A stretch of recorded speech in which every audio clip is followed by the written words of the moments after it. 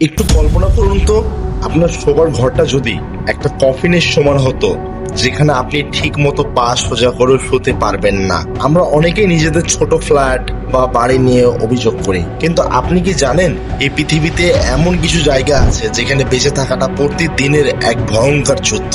জি হ্যাঁ, আজ আমি আপনাদের নিয়ে যাব পৃথিবীর এমন তিনটি চরম ঘনবসতিপূর্ণ এবং ভয়াবহ এলাকা, যেখানে মানুষের মাথা গোঁজার ঠাঁই দেখলে আপনার নিজের জীবনের প্রতি কৃতজ্ঞতা জন্মাবে।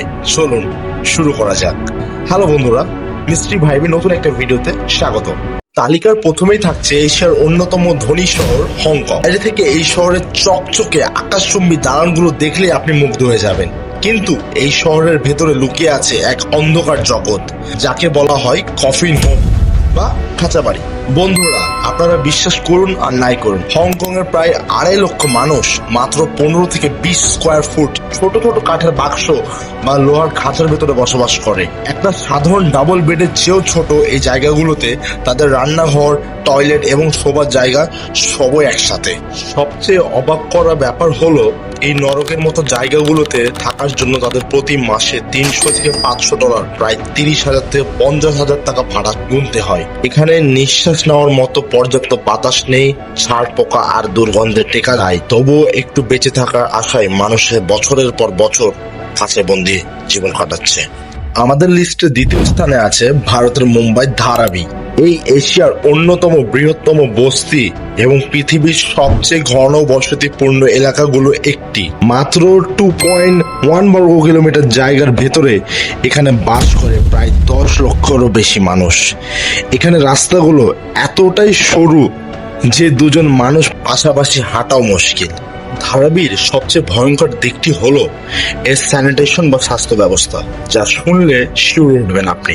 এখানকার প্রায় 1000 মানুষের জন্য বরাদ্দ রয়েছে মাত্র একটি টয়লেট। প্রতিদিন সকালে এখানে টয়লেটের ব্যবহারের জন্য বিশাল লাইন পড়ে যায়।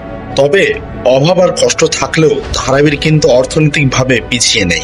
এখানকার ছোট ছোট ঘরগুলোতে চামড়া শিল্প, প্লাস্টিক রিসাইক্লিং আর মাটির পাত্র তৈরি করার জন্য হাজার হাজার কারখানা রয়েছে, যেখান থেকে বছর প্রায় $1 বিলিয়ন ব্যবসা হয়।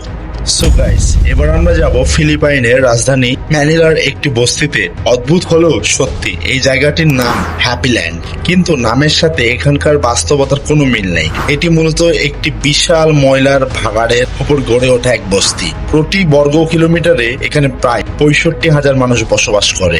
এখানকার মানুষের বেঁচে থাকার গল্পটা পৃথিবীর যে কোনো জায়গার চেয়েও বেশি হৃদয় বিদারক। চরম দরিদ্রের কারণে এখানকার মানুষ রেস্টুরেন্ট বা ডাস্টবিন থেকে ফেলে দেওয়া অতিষ্ঠ মাংস বা খাবার করিয়ে আনে। এরপর সে পচা বা ফেলে দেওয়া মাংস ধুয়ে পুনরায় রান্না করে বিক্রি করা হয়। ফিলিপাইনের ভাষায় এই খাবারকে বলা হয় পাক পাক। হ্যাঁ, আপনি ঠিকই শুনেছেন, আবর্জনা থেকে তুলে আনা এই খাবার খেয়ে হ্যাপিল্যান্ডের হাজার হাজার মানুষ প্রতিদিন তাদের পেট বাঁচায়। আমরা প্রতিদিন আমাদের জীবনে হয়তো অনেক কিছু না পাওয়ার অভিযোগ করি, কিন্তু এই ভিডিওটা দেখার পর অন্তত আপনাদের একবার হলেও ভাবা উচিত আমরা কতটা ভালো আছি। এই জায়গাগুলোর মধ্যে কোনটি জীবনযাত্রা আপনার কাছে সব থেকে বেশি ভয়ঙ্কর মনে হয়েছে কমেন্টে অবশ্যই জানাবেন। ভিডিওটা ভালো লাগলে একটি লাইক দিন এবং সাবস্ক্রাইব করুন। দেখা হবে নতুন একটা ভিডিওতে।